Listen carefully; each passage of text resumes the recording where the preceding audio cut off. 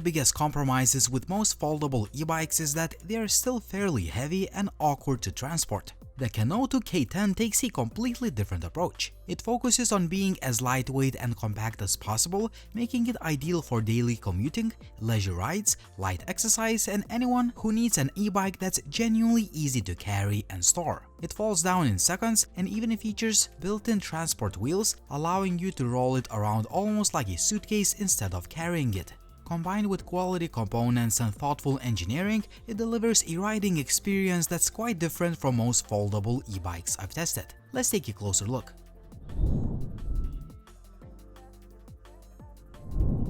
The bike arrives in a surprisingly compact box that doesn't even look like it contains an e-bike. That's because the bike comes folded and securely packed, making the packaging much smaller than you would normally expect. Inside the box, you'll find the bike fully assembled, along with a removable battery, charger and the cable, 2 battery keys and the documentation. Simply unfold the bike, charge the battery, and you're ready to ride. There is virtually no assembly required. If you're interested in picking one up for yourself, you'll find the links and show notes in the video description down below.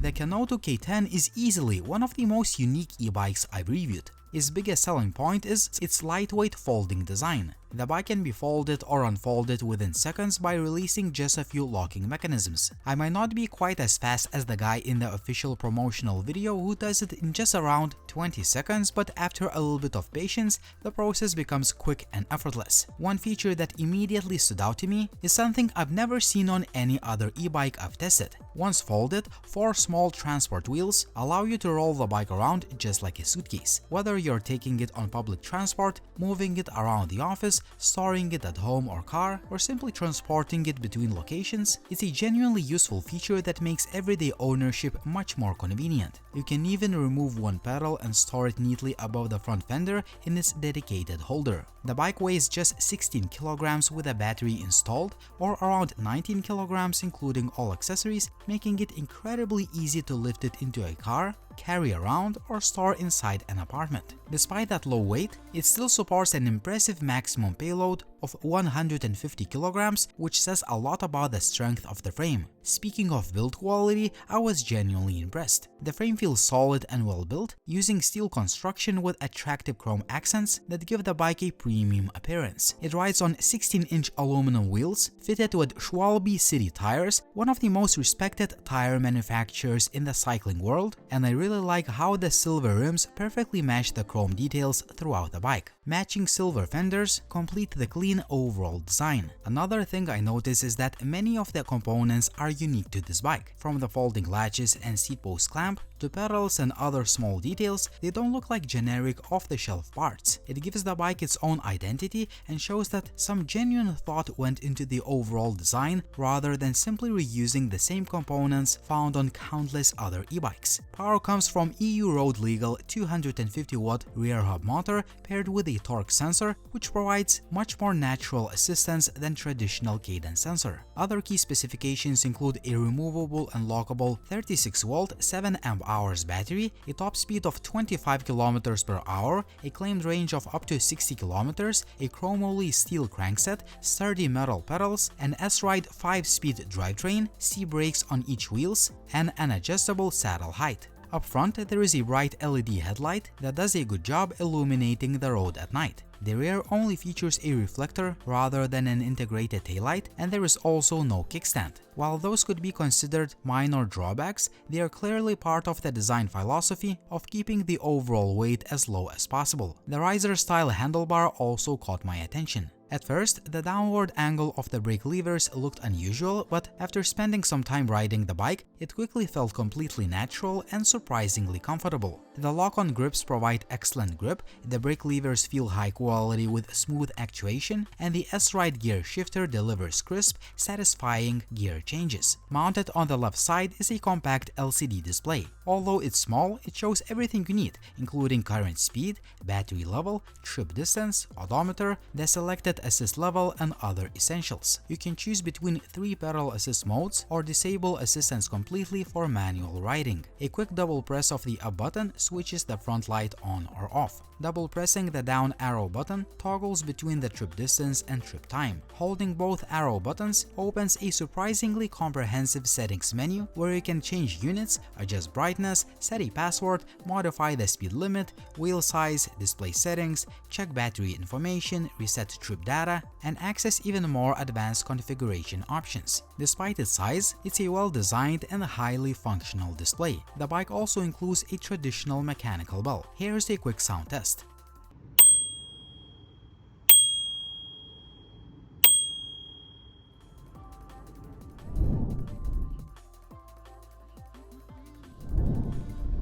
I was genuinely curious how such a compact bike would perform on the road, and honestly, it exceeded my expectations. The riding experience is smooth, comfortable, and much more stable than I initially expected from such a small folding bike. The 250-watt rear hub motor works exceptionally well together with a torque sensor. Because the motor responds to how much pressure you're actually putting on the pedals, the assistance feels smooth, predictable, and very natural. Acceleration is responsive, and reaching the legal 25 km/h limit happens quickly. With enough pedaling, or while riding downhill, you can naturally exceed that speed. Even though it's compact, the bike feels planted and confidence-inspiring. It's easy to maneuver through city or suburban streets while remaining stable at higher speeds, making it enjoyable to ride in everyday situations. Despite looking fairly slim, the saddle is surprisingly comfortable even on longer rides. Although the handlebar height isn't adjustable, I found the riding position to be comfortable for my height of around 170 centimeters. This bike is clearly designed with urban riding in mind.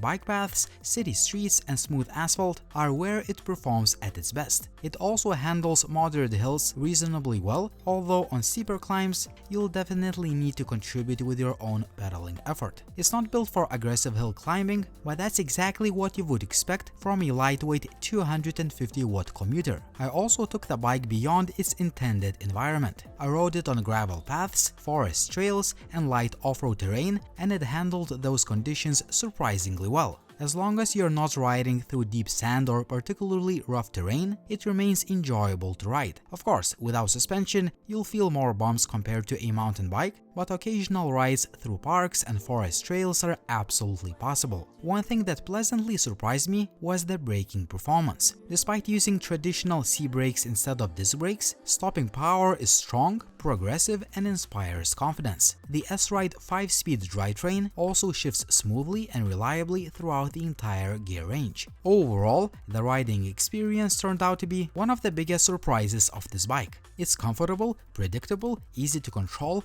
and the torque sensor makes the electric assistance feel remarkably refined. And once the ride is over, you simply fold the bike down and roll it away like a suitcase, making storage and transportation incredibly convenient.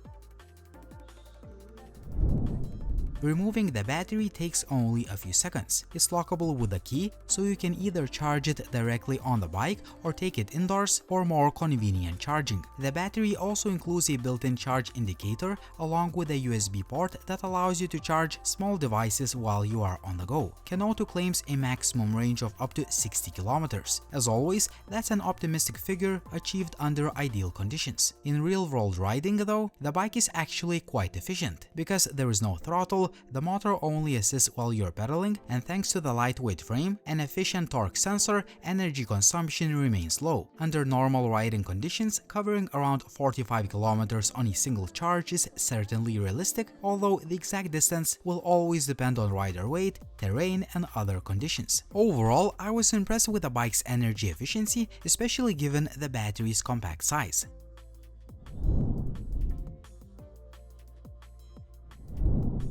The Kenotto K10 is one of the most distinctive foldable e-bikes I've reviewed. Rather than chasing bigger motors or larger batteries, it focuses on portability, practicality, and delivering an enjoyable riding experience. Its lightweight construction, quick folding mechanism, built-in transport wheels, quality components, and natural-feeling torque sensor all come together to create a bike that's genuinely enjoyable to own and use every day. If you're looking for an e-bike that's easy to store, simple simple to transport and ideal for commuting, leisure rides or light exercise, the Kenotto K10 is definitely worth considering. What do you think about the Kenotto K10? Would you buy this e-bike or would you choose another option? As always, like the video if you liked it, please subscribe to the channel if you haven't already, and as always, it was Linus, thank you for watching and see you soon.